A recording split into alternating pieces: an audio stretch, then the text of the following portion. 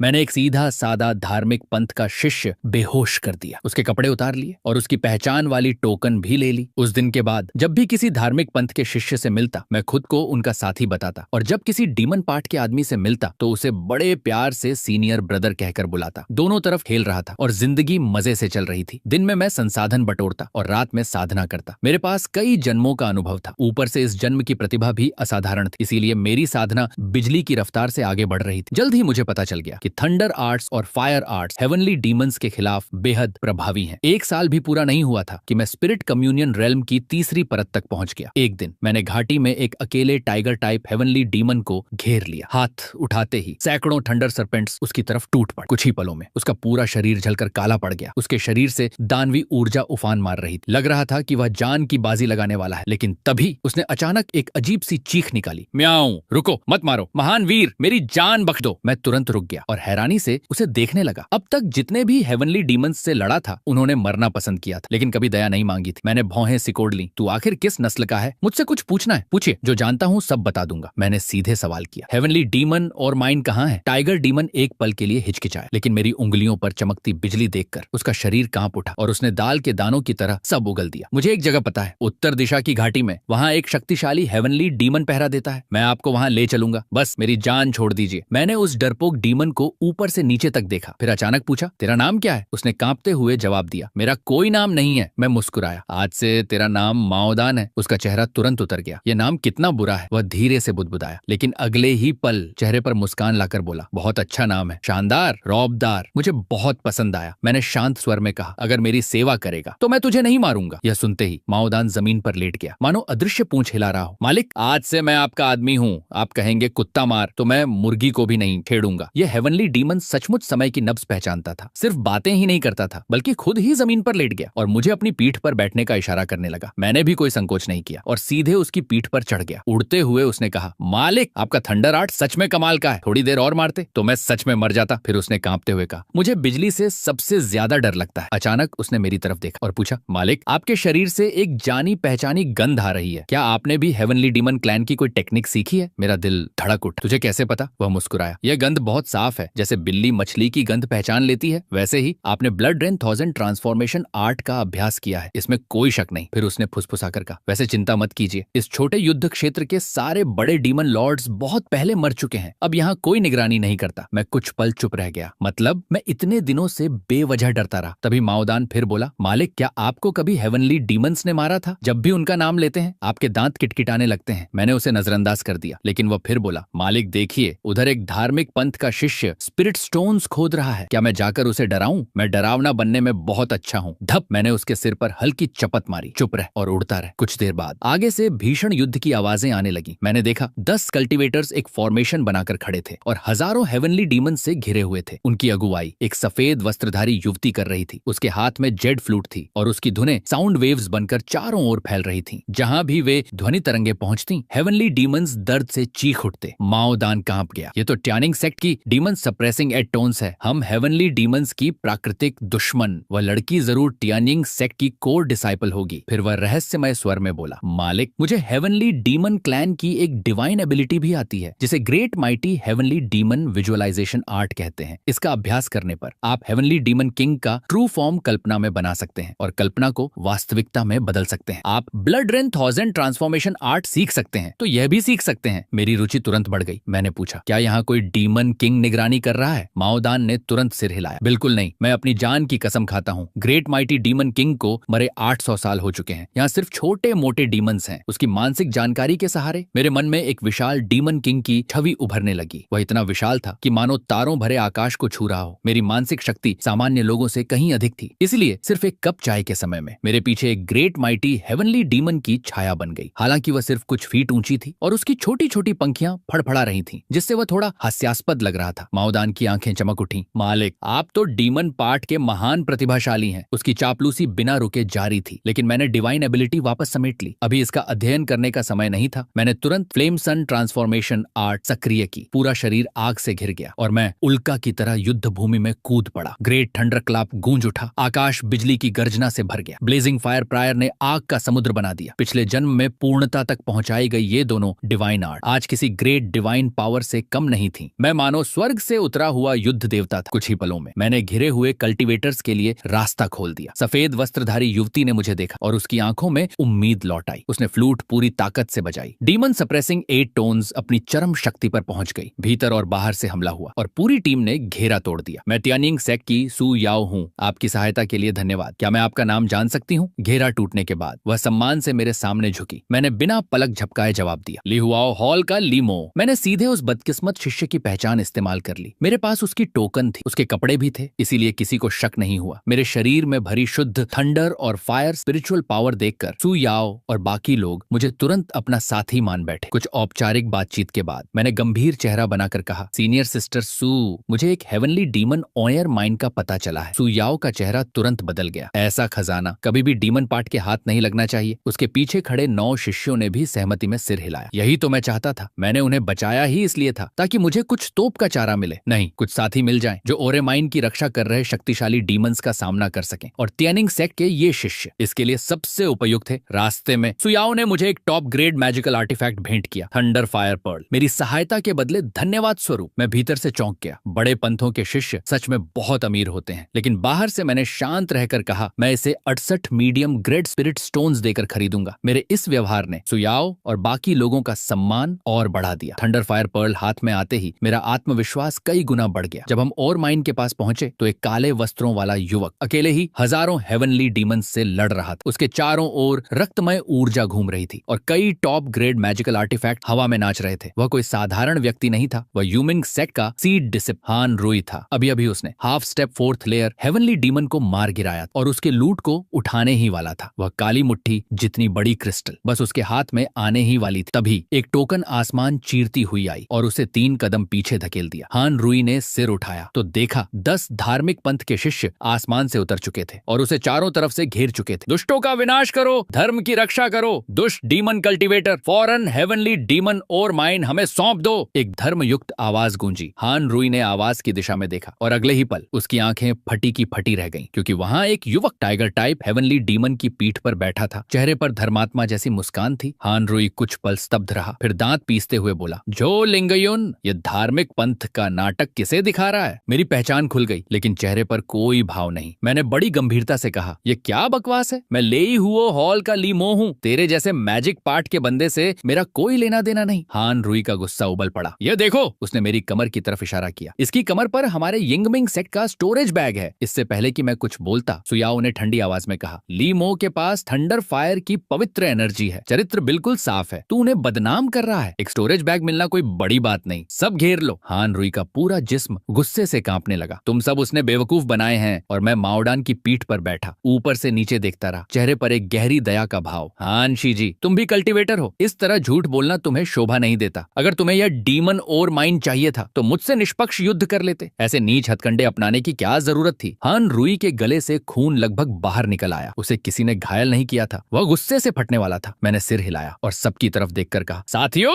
यह व्यक्ति अपनी गलतियों पर अड़ा हुआ है। अब इससे और बहस करने का कोई लाभ नहीं। दुष्टों का विनाश और धर्म की रक्षा आज ही होगी। आक्रमण करो। सुयाओ ने तुरंत आदेश दिया। 10 कल्चरवेटर्स ने एक साथ अपनी डिवाइन आर्ट चला दी। अनगिनत मैजिकल आर्टिफैक्ट्स आसमान में उड़ने लगे और हान रुई पर टूट पड़े। उधर मैं माओदान की पीठ पर आराम से बैठा था। कभी कभी लीफ फायर प्रायर पाम चला देता तो कभी ग्रेट थंडर क्लैप फेंक देता। हर वार बिल्कुल सही समय पर करता ताकि हान रुई पर लगातार दबाव बना रहे। माओदान ने गर्दन सिकोड़ ली और धीरे से बुदबुदाया, मालिक आप बहुत निर्दयी हैं। सामान लूट लिया, यह भी ठीक था। उस पर आरोप लगा दिया, यह भी ठीक था। फिर लोगों को बुलाकर उसकी पिटाई करवा दी, यह भी ठीक था। लेकिन अब आप मेरी पीठ पर बैठकर तमाशा भी देख रहे हैं। चुप रहो। माओदान तुरंत चुप हो गया। मैंने दोनों हाथ पीछे बांध ली और गहरी आवाज में कहा, तुम क्या जानो, इसे बुद्धि से जीतना कहते हैं। म्याऊं, बुद्धि क्या होती है? हान रुई चारों तरफ से घिर चुका था और लगातार पीछे धकेला जा रहा था। उसने दांत भींचे और होंठों से बहता खून पोंछ दिया। अचानक वह पागलों की तरह हंसने लगा। अच्छा, तो तुम लोगों ने मुझे मजबूर कर दिया। उसने अचानक हाथ उठाया। 3 रक्तवर्णी ध्वज हवा में उछले और पल भर में विशाल आकार धारण कर लिया। तीनों ध्वज आपस में गूंजने लगे। रक्तिम प्रकाश एक दूसरे से जुड़ गया और एक उल्टे पिंजरे जैसा विशाल क्षेत्र बन गया, जिसने 100 मीटर के दायरे को पूरी तरह घेर लिया। हवा में घिनौनी रक्तगंध भर गई, यहाँ तक कि स्पिरिचुअल पावर का प्रवाह भी धीमा पड़ गया। सू याओ का चेहरा बदल गया। यह गोस्ट शैडो सेक्ट मास्टर का प्रसिद्ध मैजिकल आर्टिफैक्ट है। क्या तुम उसके डायरेक्ट डिसाइपल हो? लेकिन अगले ही पल उसे कुछ समझ आया। नहीं, ये असली लिटिल 3 टैलेंट डीमन बैनर नहीं है। असली असली वाला तो अपर ग्रेड स्पिरिट आर्टिफैक्ट है, तुम उसे नियंत्रित ही नहीं कर सकते, ये सिर्फ उसकी नकल है। हान रुई ठंडी हंसी हंसा, नकल ही सही, लेकिन तुम सबको मारने के लिए काफी है। उसने पूरी ताकत से स्पिरिचुअल पावर झोंक दी। तीनों डीमन बैनर्स कांप उठे और उनके भीतर से अनगिनत रक्तिम जंजीरें निकल पड़ी। हर जंजीर पेड़ के तने जितनी मोटी थी, वे आसमान ढंकती हुई सबकी तरफ टूट पड़ी। मैंने मन ही मन गहरी सांस ली। यही बड़े पंथों के शिष्यों की ताकत, जैसे ही हमला करते हैं पूरा सेट लेकर आते हैं, और वह भी टॉप ग्रेड मैजिकल आर्टिफैक्ट्स का। अच्छा हुआ मैं सीधे उस पर टूट नहीं पड़ा, वरना इस समय ध्वज पर लटका मैं होता। सु याओ ने दांत भींच लिए और उंगली काटकर फॉर्मेशन सक्रिय किया, heavenly eagle demon suppression formation. 10 Tianning sect शिष्यों ने एक साथ थान ग्रहण कर लिया। 10 फ्लाइंग स्वॉर्ड आर्टिफैक्ट एक साथ गूंज उठे। सुनहरी ध्वनि तरंगे परत दर परत फैलने लगी और क्रॉस आकार की लहरों में बदल गईं। वे सीधे रक्तिम जंजीरों से टकराईं। धड़ाम, सुनहरी और लाल ऊर्जा का विस्फोट हुआ। जमीन की पूरी ऊपरी परत उखड़ गई, लेकिन रक्तिम जंजीरें रुकने का नाम नहीं ले रही थीं। सु याओ और बाकी शिष्यों की कनपटियां फूल गईं। उनके शरीर कांपने लगे। इस डीमन बैनर का दबाव 10,000 हेवनली डीमन से भी ज्यादा भयावह था। हान रुई ने उपहास किया, तो यही है तियानिंग सेक्ट का डीमन सप्रेशन फॉर्मेशन। उसने दोनों हाथों से मुहर बनाई और रक्तिम प्रकाश और तेज हो गया। सुनहरी ध्वनि तरंगे टूटने लगी। मैंने यह दृश्य देखा और मेरी खोपड़ी सुन्न पड़ गई। अब और तमाशा नहीं देख सकता। अगर ऐसे ही चलता रहा तो आज यहाँ सब मर जाएंगे। मैंने गहरी सांस ली। थंडर फायर पर्ल मेरी हथेली में चमक उठा। उसी समय मैंने पूरी शक्ति से dragon serpent summoning thunder art चलाया। 9 थंडर ड्रैगन्स आसमान में प्रकट हो गए। उनकी गर्जना से आकाश कांप उठा। फिर वे एक दूसरे से जुड़ने लगे। उनके शरीर आपस में मिल गए। बिजली की शक्ति लगातार संकुचित होने लगी। कुछ ही पलों में है जांग लंबा, बैंगनी सुनहरे रंग का विशाल थंडर ड्रैगन जन्म ले चुका था। उसके पंजे स्पष्ट दिखाई दे रहे। थंडर फायर पर्ल उसके सिर के ऊपर तैर रहा था। आसपास की सारी थंडर स्पिरिचुअल एनर्जी जबरदस्ती उसके शरीर में समा रही थी। थंडर ड्रैगन ने आंखें खोली। उसकी बैंगनी पुतलियां सीधे हान रुई पर टिक गईं। Perfect realm, great divine art. हान रुई के चेहरे की सारी अकड़ गायब हो गई। जिस ब्लड फाइंड बैनर पर उसे गर्व था, वह अभी स्मॉल सक्सेस स्टेज में ही था। लेकिन इससे भी भयावह बात यह थी कि थंडर ड्रैगन में थंडर फायर पर्ल की शक्ति भी जुड़ चुकी थी। मैंने हाथ आगे बढ़ा और गर्जना की, दमन करो। हान रुई चीख उठा। उसने लिटिल 3 टैलेंट डीमन बैनर की आधी से ज्यादा शक्ति खींच ली और थंडर ड्रैगन पर दे मारी। अगले ही पल बिजली और रक्तिम ऊर्जा टकरा गई। पूरा क्षेत्र कांप उठा, मानो धरती उलट गई हो। भयावह शॉक वेव चारों तरफ फैल गई। प्राचीन वृक्ष जड़ों समेत उखड़ गए और हवा में उड़ने लगे। सु याओ और बाकी 9 शिष्यों ने दांत भींच लिए। उन्होंने अपनी पूरी ताकत झोंक दी। डीमन सप्रेशन साउंड टेक्निक चरम पर पहुंच गई। सुनहरी ध्वनि तरंगे तीसरे डीमन बैनर पर जा टकराई, जो सबसे कमजोर रक्षा वाला था। चटाक, डीमन बैनर से दर्द भरी आवाज निकली। उसका रक्तिम प्रकाश मंद पड़ गया और उसकी सतह पर जाले जैसी दरारें फैल गईं। हान रुई को तुरंत प्रतिक्रिया झेलनी पड़ी। उसने मुंह खोलकर खून उगल दिया। गुस्सा और दर्द दोनों चरम पर पहुंच चुके थे। इसी झटके में उसका हाथ कांप गया और उसकी बाहों में रखा हेवनली डीमन और माइन हवा में उछल गया। मेरी आंखें चमक उठी। मैंने तुरंत थंडर ड्रैगन को नियंत्रित किया। Divine dragon tail sweep. Thunder dragon की पूंछ घूमी और ओर माइन को लपेट लिया। अगले ही पल वह सीधे मेरी बाहों में आ चुका था। हान रुई की आंखें खून उतर आईं। वह दहाड़ उठा, मेरा और माइन वापस करो। मैंने उसकी तरफ देखा तक नहीं। बीमार शेर को खत्म करना सबसे आसान होता है। थंडर ड्रैगन ने अपना विशाल मुंह खोल दिया और बैंगनी बिजली का एक विशाल स्तंभ सीधे हान रुई के चेहरे पर छोड़ दिया। हान रुई की आत्मा तक कांप गई। उसने तुरंत जीभ काटी और एक मुंह रक्त एसेंस उगल दिया। वह रक्त डीमन बैनर पर गिरा। रक्तिम प्रकाश ने उसे लपेट लिया और वह आकाश की तरफ भाग निकला। तड़ाम,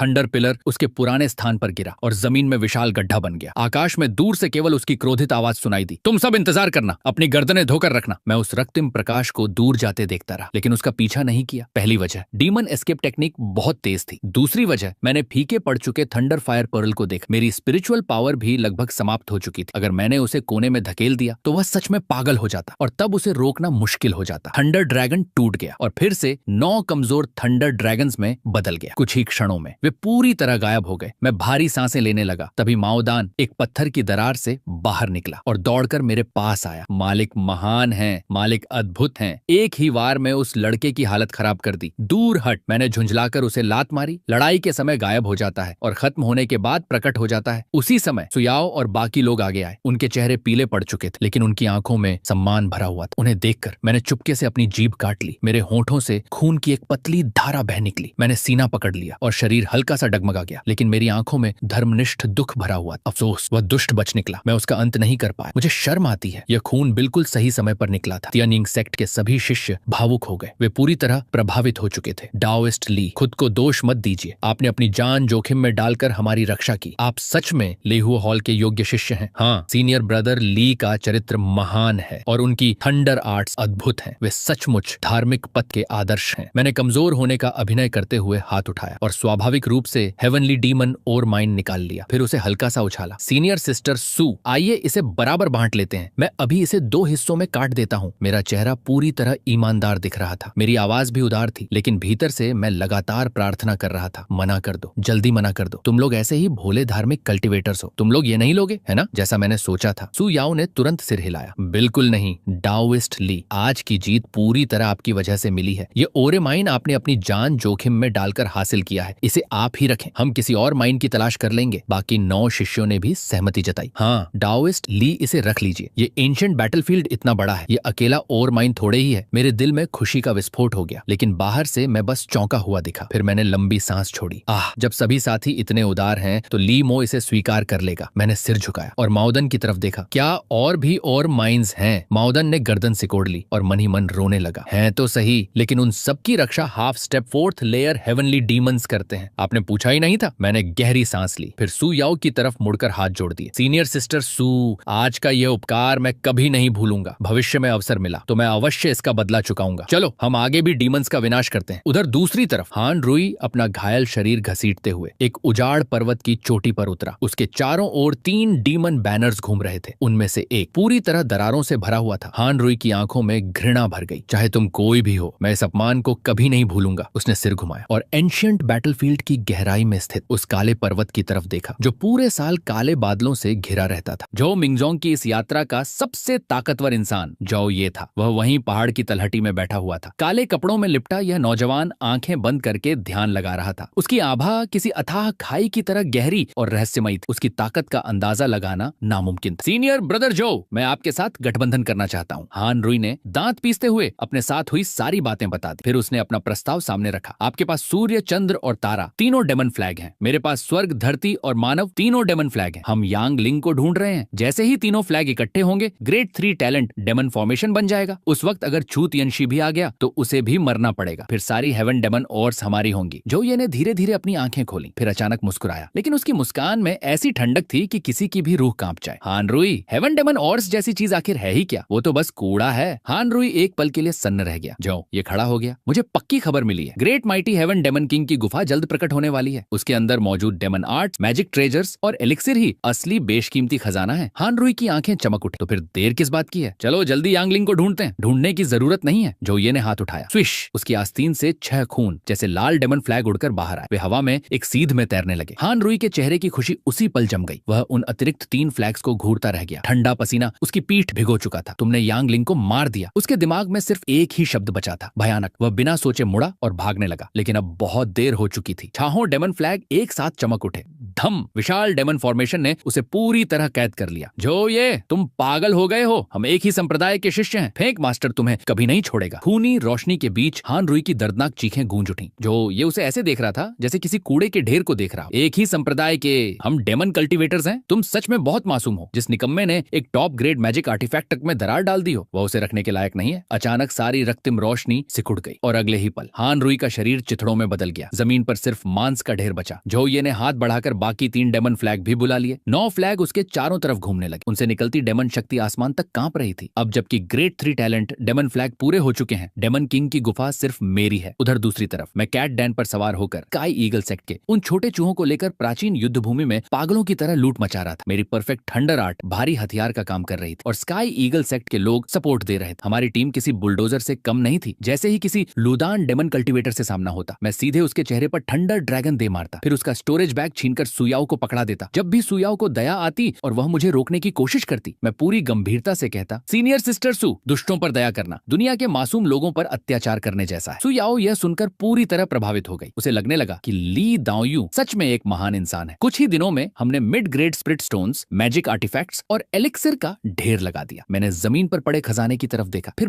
बड़े भावुक चेहरे के साथ हाथ हिलाया। इन सांसारिक चीजों की मुझे कोई जरूरत नहीं। सभी जूनियर ब्रदर्स और सिस्टर्स इन्हें बांट लें। मैं तो थंडर और फायरदाओं का साधक हूँ। मेरे लिए धर्म और न्याय ही काफी है। स्काई ईगल सेक्ट ही सच्चे धर्म का स्तंभ है। ये कहते हुए मैं शर्माने का नाटक कर रहा था और दूसरी तरफ हाथ बड़ी तेजी से सबसे कीमती चीजें अपनी जेब में भर रहा था। उसी समय पूरी धरती अचानक कांप उठी। दूर खड़ा एक काला पर्वत अचानक फट गया। उसके भीतर से आसमान चीरती हुई काली रोशनी निकल पड़ी। साथ ही 10,000 साल पुरानी डेमन गर्जना गूंज उठी। उस आवाज ने सबके दिल हिला दिए। कैट डैन सीधे जमीन से उछल पड़ा। उसके सारे बाल खड़े हो गए। मालिक, great mighty heaven demon king की गुफा प्रकट हो गई है। ये एक गोल्डन कोर महान विशेषज्ञ की विरासत है। उसकी एक टांग का बाल भी हमारी कमर से मोटा होगा। चलो। मैं तुरंत उसकी पीठ पर चढ़ गया। अगले ही पल हम बिजली की किरण बनकर निकल पड़े। चारों दिशाओं से अनगिनत लोग काले पर्वत की ओर उड़ रहे थे। रास्ते में कई डेमन सेक्ट के शिष्यों ने मुझे पहचान लिया। धत्ते रे की झाओ लिंगयुन, तू धर्मी लोगों के साथ क्या कर रहा है? उनकी बात पूरी भी नहीं हुई कि मैंने सीधे थंडर फायर छोड़ दिया। दुष्ट राक्षस, मर जा, धम। और फिर आराम से उनका स्टोरेज बैग भी उठा लिया। पीछे खड़ी सु याओ ये सब देखकर और भी प्रभावित हो गई। ली दाओयू सच में बुराई से नफरत करते हैं। वह तो धर्म के आदर्श हैं। लेकिन जब हम एक पहाड़ी के ऊपर से गुजरे, नीचे खड़े कुछ लोग अचानक आसमान की तरफ देखने लगे। वे सभी लाल रंग के वस्त्र पहने हुए थे। उनकी छाती पर बिजली का निशान बना था। वे थंडर फायर सेक्ट के शिष्य थे। ऊपर उड़ रहा वह आदमी कौन है जो खुद को ली मो बता रहा है? सीनियर ब्रदर ली मो को तो कुछ दिन पहले किसी ने पीट कर बेहोश कर दिया था। उसके कपड़े उतारकर उसे पेड़ पर उल्टा लटका दिया गया था। वह अभी तक सेक्ट में पड़ा आराम कर रहा है। सभी एक दूसरे को देखने लगे। उनके चेहरे बदल गए। कोई हमारे सेक्ट का नाम इस्तेमाल कर रहा है। डेमन किंग की गुफा के प्रवेश द्वार पर विशाल पत्थर का दरवाजा धर्मी और दुष्ट दोनों पक्षों ने मिलकर तोड़ दिया। लेकिन किसी को खजाना बांटने का मौका नहीं मिला, क्योंकि अगले ही पल अंदर से काले सैलाब की तरह अनगिनत डेमन पपेट्स बाहर निकल पड़े। उनके पीछे कई विशाल हेवन डेमन्स भी थे। उनके शरीर आधे असली और आधे भूत जैसे थे। वे आसमान की ओर देखकर दहाड़ने लगे। ऐसे राक्षसों के सामने धर्मी और दुष्ट दोनों पक्षों को अस्थायी रूप से हाथ मिलाना पड़ा। युद्ध भूमि तुरंत नरक बन गई। मैजिक ट्रेजर्स और कटे हुए शरीर हवा में उड़ रहे। चीखें और गर्जनाएं लगातार गूंज रही थी। तभी किसी ने पीछे से वार कर दिया। पहले से कमजोर गठबंधन उसी पल टूट गया और देखते ही देखते तीनों पक्ष एक दूसरे पर टूट पड़े। लेकिन मैं इतना मूर्ख नहीं था कि इस मौत के खेल में कूद पड़ता। मैंने तुरंत यानियांग ट्रांसफॉर्मेशन और 9 फोल्ड फायर मिरर एक्टिवेट कर दिए। साथ ही ब्लैक टॉर्टॉइज आर्मर को भी पूरी ताकत से खोल दिया। विशाल कछुए के कवच में ढका हुआ मैं कैट डैन पर सवार हुआ और अफरा तफरी का फायदा उठाकर सीधे गुफा की गहराइयों में घुस गया। टूटे हुए महलों को पार किया, सूखी खाई को पार किया। आखिरकार मैं और कैट डैन एक विशाल काले पत्थर के दरवाजे के सामने पहुंचे। उसकी ऊंचाई करीब 10 झांग थी। उस पर बने रहस्यमयी चिन्ह लगातार चमक रहे थे। उनसे निकलता दबाव डर पैदा कर रहा था। यही है डेमन किंग का खजाना। कैट डैन उत्साह में दरवाजे को पंजों से खरोंचने लगा। मैंने बिना कुछ कहे हमला कर दिया। ट्रू मार्शल ग्रेट थंडरबोल्ट, धम। मेरी पूरी ताकत का प्रहार दरवाजे पर गिरा, लेकिन सिर्फ हल्की सी लहर पैदा हुई। मेरी सारी ठंडर और फायर शक्ति निगल ली गई। एक सफेद निशान तक नहीं बना। यह अभागा दरवाजा खुलेगा कैसे? मेरा चेहरा उतर गया। तभी एक रोशनी नीचे उतरी। आने वाला एक युवा साधक। उसकी भौहें तलवार जैसी तेज। उसकी ताकत foundation building 3rd layer peak पर थी। उसने दरवाजे को देखा और मुस्कुराया। मैं एक स्वतंत्र साधक हूँ। मेरा नाम फेंग शियाओ है। यह दरवाजा अकेला कोई नहीं खोल सकता। क्यों ना हम साथ मिलकर इसे तोड़े? अंदर जो मिलेगा वह ताकत के हिसाब से बांट लेंगे। मैंने सिर हिलाया। ठीक है। दोनों ने एक साथ अपना सबसे शक्तिशाली हमला छोड़ा। थंडर फायर और तूफानी हवा एक साथ दरवाजे पर गिरी। पत्थर का दरवाजा कांपा। 1 इंच तक खुला, लेकिन अगले ही पल फिर बंद हो गया। ताकत अभी भी कम है। फेंग शियाओ ने भौहें सिकोड़ ली। हमें कुछ और लोगों की जरूरत होगी। 1 घंटे बाद हम फिर मिले। वैसे साथी, तुम्हारा नाम क्या है और तुम किस संप्रदाय से हो? मैंने बिना पलक झपकाए जवाब दिया। Thunder fire sect. लीमो।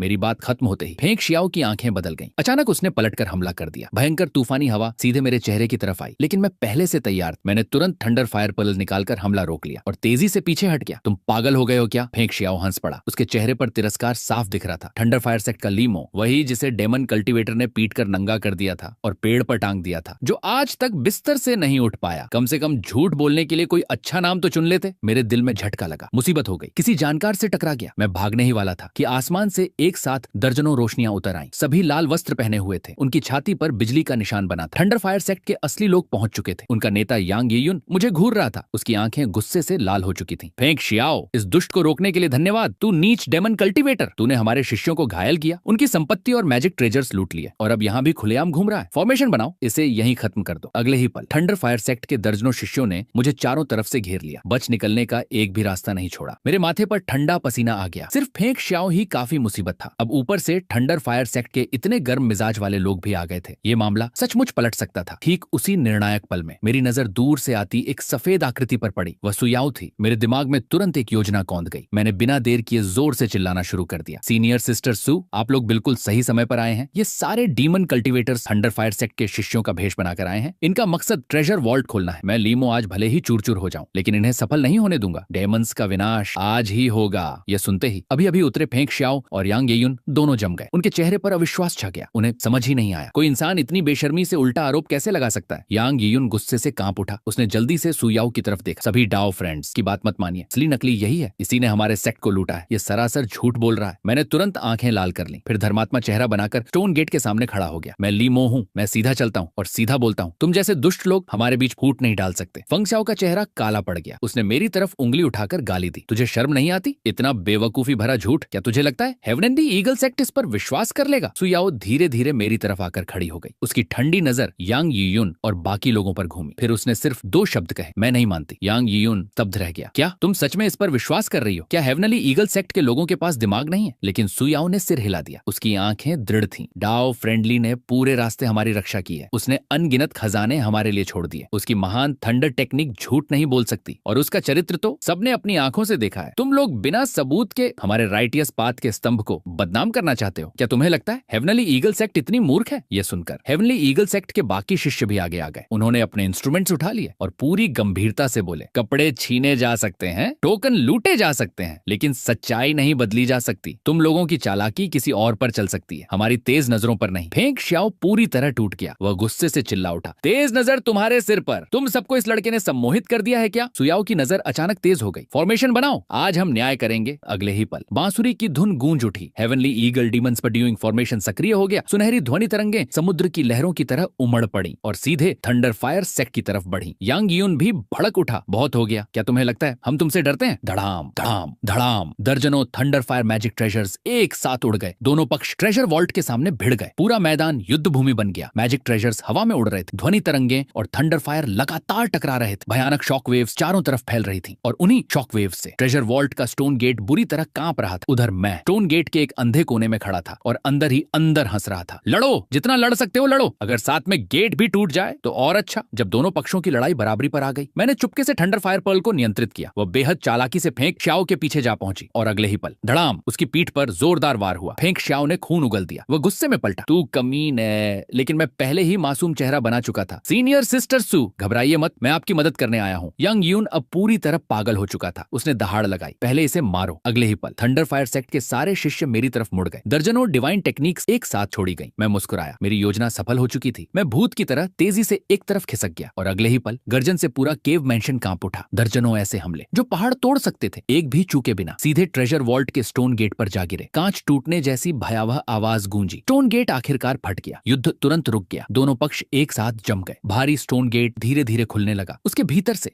गाढ़ी काली डिमंची बाढ़ की तरह बाहर निकली। आसपास का तापमान तुरंत जमाव बिंदु तक गिर गया। हर किसी के शरीर में सिहरन दौड़ गई। हॉल के बीचों बीच एक विशाल ब्रॉन्ज चैरियट खड़ा था। वह जगह जगह से टूटा हुआ था। उस चैरियट के ऊपर 3 जंग ऊंचा एक भयानक डीमन कॉर्प्स बैठा था। उसका पूरा शरीर काले शल्कों से ढका था। सीने में एक विशाल छेद था। बायां हाथ जड़ से गायब था, लेकिन दाहिने हाथ में वह अब भी एक विशाल बैटल एक्स पकड़े हुए थे। इतना टूट जाने के बाद भी उसके शरीर से निकलती उच्च जीवन शक्ति की आभा सबका दम घोंट रही थी। माओ डान ने सिर बाहर निकाला, लेकिन एक नजर देखते ही कांप उठा। भागो, ये ग्रेट हेवनली डीमन किंग का फर्स्ट वैंगार्ड है। उसकी बात पूरी भी नहीं हुई थी। डीमन कॉर्प्स ने धीरे धीरे सिर उठा लिया। उसका चेहरा आधा हड्डी था और आधा काले शल्कों से ढका हुआ। उसकी खाली आंखों में 2 हरी सोल फ्लेम्स जल उठी। फिर उसने सबकी तरफ देखा और ठंडी आवाज में बोला, जो भी डीमन किंग के खजाने पर नजर डालेगा उसे मरना होगा। अगले ही पल उसने बैटल एक्स उठा ली। कोई डिवाइन टेक्निक नहीं, कोई शानदार स्किल नहीं, बस एक साधारण वार। लेकिन उसी वार ने पूरे केव मेंशन को हिला दिया। हवा एक पल में गायब हो गई, मानो स्पेस ही फट गया। मृत्यु की छाया हर किसी पर उतर आई। लेकिन उसी क्षण मैंने एक पल भी नहीं सोचा, कौन सा डीमन स्लेइंग, कौन सा righteous path, blood shadow 1000 illusions art पूरी शक्ति से सक्रिय। धड़ाम सबकी आंखों के सामने अभी अभी धर्म की बातें करने वाला लिमो सीधे खून की धुंध में बदल गया। 3,60,000 ब्लड ड्रॉप आतिशबाजी की तरह चारों ओर फैल गई और पूरी गति से केव मेंशन के बाहर भाग निकली। पूरा हॉल खामोश हो गया। सिर्फ बैटल एक्स की गर्जना गूंज रही। फेंग शाओ ने कांपती उंगली से मेरी तरफ इशारा किया और पागलों की तरह चिल्लाया, देख लिया तुम सबने, blood shadow tendril illusions art, heavenly demon disintegration technique, यही असली डीमन कल्टीवेटर है। यांग यून भी टूट चुका था। वह कमीना भाग गया। सुयाओ का चेहरा सफेद पड़ गया। वह आकाश में गायब होती ब्लड शैडो को देख रही और उसके दिमाग में पुरानी बातें घूमने लगी। मैंने रास्ते भर डीमंस को मारा था। मैंने खजाने दूसरों को दे दिए थे। मैंने हमेशा धर्म की बातें की थी और अभी कुछ देर पहले ही मैंने गर्व से कहा था, मैं ली मो हूँ, मैं सीधा चलता हूँ और सीधा बोलता हूँ। सुयाओ के होंठ बुरी तरह फड़क उठे। उसे लगा जैसे उसकी बुद्धि को जमीन पर घसीटा गया हो और उसी पर बार बार पैर रखे गए हों। उधर फेंग शाओ अब भी गालियां दे रहा था, लेकिन अब बहुत देर हो चुकी थी। बैटल एक्स आसमान से गिर चुकी थी। सुयाओ ने दांत भींच लिए। उसने अपनी फ्लूट सामने रख दी और अपनी बची हुई सारी शक्ति उसमें उड़ेल दी। उसके पीछे खड़े 9 शिष्यों ने भी अपनी जान दांव पर लगा दी। 10 इंस्ट्रूमेंट्स एक साथ बज उठे। दूसरी तरफ थंडर फायर सेक्ट के लोगों ने भी पूरी ताकत लगा दी। दर्जनों मैजिक ट्रेजर्स हवा में उठी। थंडर और फायर मिलकर एक विशाल बैरियर बन गए। फिर बैटल एक्स उस बैरियर से टकराई, धरती फट गई। गई, गुफा की दीवारें टूटने लगी, शॉक वेव से सबके मुंह से खून निकल आया। लेकिन चमत्कार हो गया, बैरियर टूटी नहीं। उन्होंने उस वार को रोक लिया था। सुयाओ और यांग यून दोनों अवाक रह गए। उधर हाई प्लेटफॉर्म पर डीमन कॉर्प्स की बैटल एक्स हवा में ही रुक गई। उसने दूसरा वार नहीं किया। उसकी आंखों की सोल फ्लेम्स टिमटिमा रही थी, मानो वह किसी पुरानी याद से लड़ रहा हो। फंगशाओ ने खून खांसते हुए कहा, कुछ गड़बड़ है। उसने तुरंत असामान्यता पकड़ ली। डीमन कॉर्प्स की हरकतें बेहद कठोर थीं, जैसे कोई जंग लगा पपेट हो। वह हमला नहीं करना चाहता था, बल्कि वह कर नहीं पा रहा था। वह बहुत पहले मर चुका था, अब इस शरीर को चला रही, सिर्फ ट्रेजर वॉल्ट की रक्षा करने की जिद। हजारों साल बीत चुके थे और समय उसकी सारी शक्ति खा चुका था। यह समझते ही सबके चेहरे बदल गए। अभी भागो। सुयाओ सबसे पहले मुड़ी और बाहर की तरफ दौड़ पड़ी। बाकी लोग भी एक पल नहीं रुके, सब जान बचाकर भागने लगे। लेकिन तभी डीमन कॉर्प्स जाग उठी। उसने असंतोष से भरी दहाड़ लगाई और चैरियट से कूद पड़ी। उसका शरीर टूटा हुआ था, उसकी टांगें भी लगभग नष्ट हो चुकी थीं। हर कदम बेहद भारी था, हर कदम बेहद धीमा था, लेकिन उसके भीतर ट्रेजर वॉल्ट की रक्षा करने का जुनून अब भी जिंदा था और वह उसी जुनून के सहारे सबका पीछा करने लगा। जो भी ट्रेजर वॉल्ट में घुसेगा उसे मरना होगा। डीमन कॉर्प्स की दहाड़ पूरे केव मैंशन में गूंज उठी। सब लोग जान बचाकर बाहर भाग रहे थे, लेकिन तभी अराजकता के बीच मेरा पैर फिसल गया। एक टूटा हुआ पत्थर रास्ते में आ गया। मैं लड़खड़ाया और लुढ़कते हुए एक अंधेरे कोने में जा गिरा।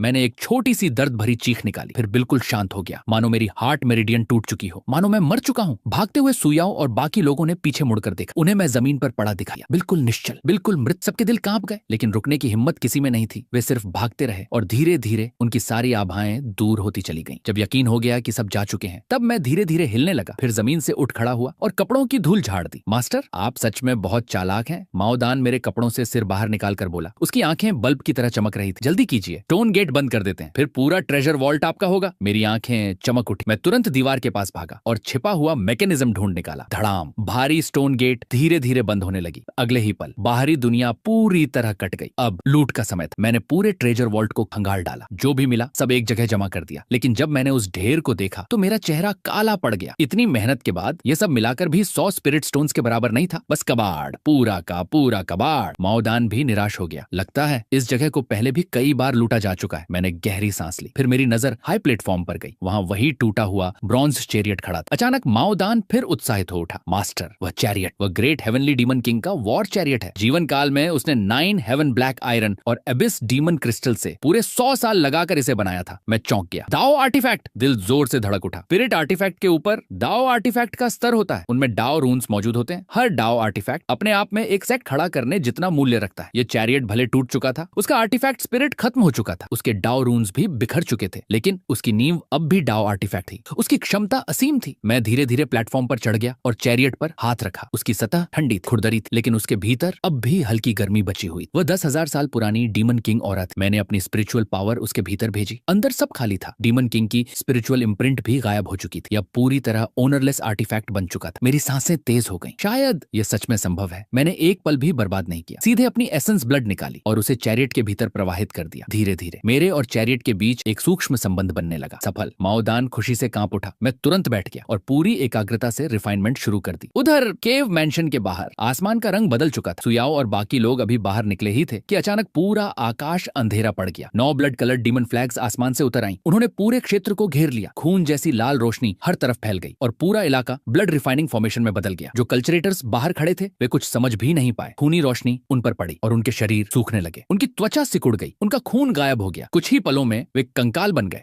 ये है, किसी ने भय से चिल्लाकर कहा। उसकी आवाज कांप रही थी। वह पागल हो गया है। वह हम सबको रिफाइनिंग करना चाहता है। 9 डीमन फ्लैग्स के बीच जो ये हवा में खड़ा था। उसके चेहरे पर एक कोमल मुस्कान थी, लेकिन वह मुस्कान शैतान जैसी थी। बच्चे ही चुनाव करते हैं। मुझे ट्रेजर वॉल्ट का खजाना भी चाहिए और तुम सबकी जान भी। अगले ही पल उसने फॉर्मेशन पूरी ताकत से चला दिया। लाल रोशनी और भी भयानक हो गई। कल्टीवेटर्स का ब्लड एसेंस लगातार खींचा जाने लगा और डीमन फ्लैग्स उसे निगलती चली गईं। लेकिन इस प्रक्रिया में जो ये की स्पिरिचुअल पावर भी तेजी से खर्च हो रही थी। असल में वह सबको मारना नहीं चाहता था। वह सिर्फ डर पैदा कर रहा था ताकि लोग भाग जाएं और वह अकेले खजाना हड़प सके। यही डीमन कल्टीवेटर्स की क्रूरता थी और यही उनकी चालाकी भी। जल्द ही किसी कल्टीवेटर ने फॉर्मेशन के किनारे एक कमजोर जगह देख ली। वहां एक छोटा सा गैप था। वह जो ये का ब्लाइंड स्पॉट था। यहाँ से निकला जा सकता है। एक कल्टीवेटर दहाड़ते हुए उधर भागा और सचमुच बच निकला। बस फिर क्या था, जीने की चाहत फट पड़ी। हर कोई उस गैप की तरफ टूट पड़ा। जो तेज था वह बच गया, जो धीमा था वह डीमन फ्लैग्स का भोजन बन गया। उधर ट्रेजर वॉल्ट के अंदर स्टोन गेट के बावजूद बाहर की भयंकर हलचल महसूस हो रही थी। यहाँ तक कि खूनी रोशनी की पतली धारें दरारों से भीतर घुस आईं। वे सांपों की तरह जमीन पर रेंग रही थी। माओदान घबरा गया। मास्टर, चलो भागते हैं। बाहर वाला आदमी बहुत खतरनाक है। मेरे माथे पर पसीना आ गया। रिफाइनमेंट अपने सबसे महत्वपूर्ण चरण में पहुंच चुका था। अगर अभी छोड़ देता तो सारी मेहनत बेकार हो जाती। जाऊं या रुकूं? एक पल के लिए मैं भी डगमगा गया, लेकिन अगले ही पल मेरी आंखों में दृढ़ता लौट आई। कल्टीवेशन का रास्ता हमेशा आसमान के खिलाफ लड़ाई है। मैं 8 जन्म जी चुका हूँ और हर बार लड़कर ही आगे बढ़ा हूँ। अगर आज मर भी गया तो ज्यादा से ज्यादा फिर से शुरू करूंगा। मैंने आंखें बंद कर ली और शरीर की आखिरी स्पिरिचुअल पावर तक झोंक दी, यहाँ तक कि एसेंस ब्लड भी जलाने लगा। रिफाइनमेंट की गति कई गुना बढ़ गई। उसी समय बाहर डीमन कॉर्प्स को कुछ महसूस हुआ, एक ऐसी ऑरा जो उन भागते कल्टीवेटर से कहीं ज्यादा खतरनाक। 9 डीमन फ्लैग्स की रक्तिम शक्ति, उसे डीमन किंग का अपमान लगी। रोआर। डीमन कॉर्प्स ने पीछा करना छोड़ दिया और तुरंत दिशा बदल दी। बैटलैक्स घसीटते हुए वह तोप के गोले की तरह झोंये पर टूट पड़ा। जो डीमन किंग का अपमान करेगा उसे मरना होगा। जो ये अभी ट्रेजर वॉल्ट में घुसने ही वाला था कि अचानक केव मैंशन के भीतर से एक काली छाया निकली। धड़ाम। बैटलैक्स ने उसे सीधा उड़ा दिया। उसके सीने पर हड्डी तक दिखने वाला घाव बन गया। जो ये का चेहरा बदल गया। ग्रेट हेवनली डीमन किंग का वैनगार्ड। उसने बिना देर किए अभी अभी हासिल की हुई ब्लड एसेंस का उपयोग किया। 9 डीमन फ्लैग्स पूरी ताकत से सक्रिय हो गई। 9 ब्लड ड्रैगन्स निकल पड़ी और डीमन कॉर्प्स को जकड़ लिया। लेकिन तभी कुछ अप्रत्याशित हुआ। एंशिएंट बैटलफील्ड में मौजूद अनगिनत लो ग्रेड हेवनली डीमंस उस डीमन कॉर्प्स की ओर आकर्षित होने लगे। वे नदियों की तरह उसमें समाने लगे। डीमन कॉर्प्स का शरीर फूलने लगा। उसकी टूटी बांह फिर से उगाई। उसका आर्मर वापस बनने लगा। उसकी ऑरा लगातार बढ़ती चली गई। फिर अचानक उसने एक सीमा पार कर ली। भयानक डीमन माइट आसमान पर छा गई। ज़ोये का चेहरा सफेद पड़ गया। उसने पूरी ताकत लगा दी, लेकिन ब्लड ड्रैगन्स टूटने लगी। एक एक इंच करके वे बिखर रही थी। जो ये समझ गया, अगर यह राक्षस फ्यूजन पूरा कर लेता है तो यहाँ मौजूद कोई भी जीवित नहीं बचेगा। ठीक उसी निर्णायक पल ट्रेजर वॉल्ट के भीतर मेरा रिफाइनमेंट आखिरकार पूरा हो गया। वॉर चैरियट पर बिखरे डाओ रनिस एक साथ चमक उठे। उसी समय बाहर छूतयांशी की चौंका देने वाली तलवार भी प्रकट हुई और डीमन के पुनर्जन्म की प्रक्रिया भी चरम पर पहुंच गई। दोनों शक्तियां टकराईं। भयानक शॉकवेव फैल गई। पहले से ही कमजोर स्टोन गेट अब और नहीं टिक पाई। धड़ाम। स्टोन गेट पूरी तरह टूट गई और अगले ही पल मैं नवजन्म में डीमन किंग वॉर चैरियट को नियंत्रित करते हुए ढही हुई गुफा से बाहर निकल आया। वॉर चैरियट की गति रुकने का नाम नहीं ले रही। मेरे सामने फेंग शाओ, यांग येयुन और बाकी लोग खड़े थे। वे अभी अभी जो ये की फॉर्मेशन से बचकर निकले थे और अब भी सदमे में थे। उन्हें प्रतिक्रिया करने का मौका तक नहीं मिला। धड़ाम धड़ाम धड़ाम धड़ाम धड़ाम। तरबूज फटने जैसी आवाजें गूंज उठी। थंडर फायर सेक्ट के कई शिष्य सीधे वॉर चैरियट के नीचे आ गए। उनके शरीर हवा में फट गए। खून, हड्डियां,